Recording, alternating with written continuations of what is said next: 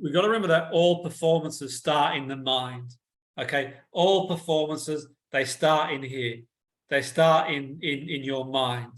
Okay, so you do your visualization, you run through the game, you do rehearsal. We've covered that. You do training, functional exercises, but you've got to, in your mind, think about your performance. You've got obviously technology, VO, you can look at stats, but you don't want to be paralysis by analysis as well. You get the happy medium.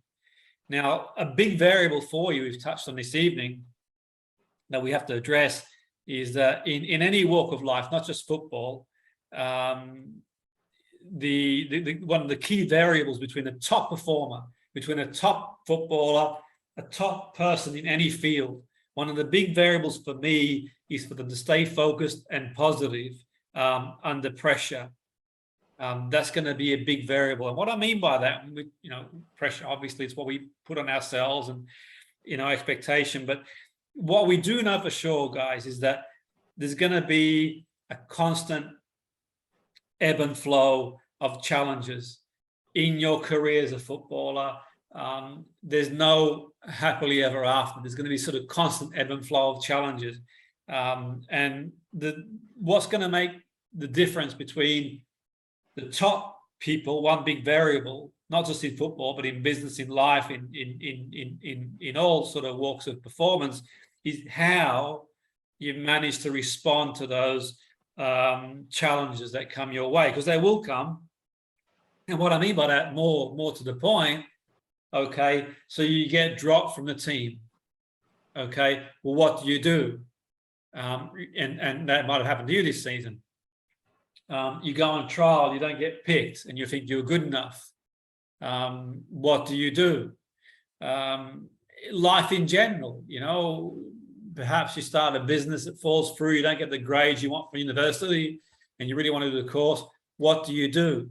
And that's the key, guys. That's the difference between the people who reach the pinnacle of their profession, generally speaking, because it's not easy.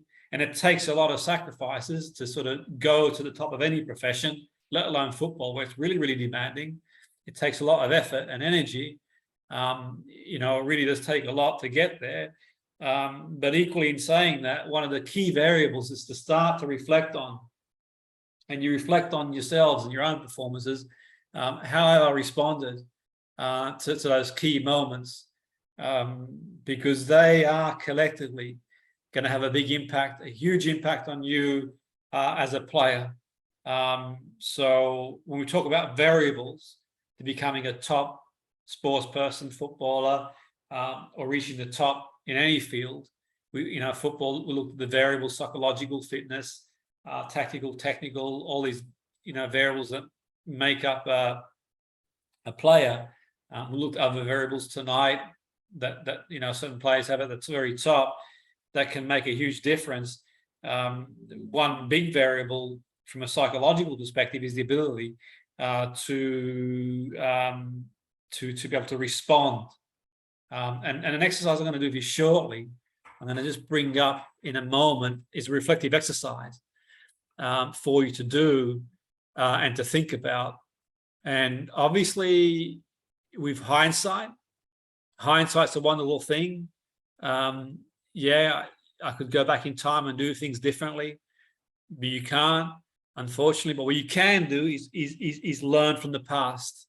That's the key. You learn from the past. That's the important point for me.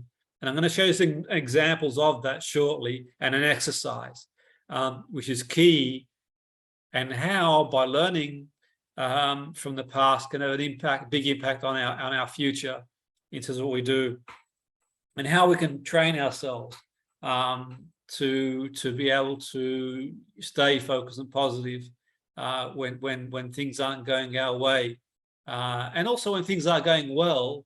It's really important that you keep improving and keep working hard, or work even harder, or equally as hard at least, because obviously you've got to stay and maintain that hunger. So I'm going to bring up this exercise shortly to do, which is a really powerful exercise.